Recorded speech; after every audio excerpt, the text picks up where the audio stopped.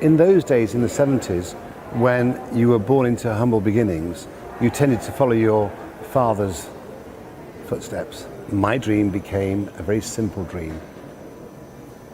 3 stars in Michelin and 5 red knives and forks.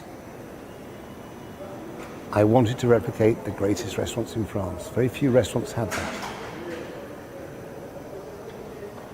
Many years later, I won 3 stars in Michelin, but I had 4 black knives and forks. And for the next 3 years, I worked hard in the front of house. And in the 1998 guide, we won 3 stars with 5 red knives and forks. I'd realized my dream. The dream I'd had since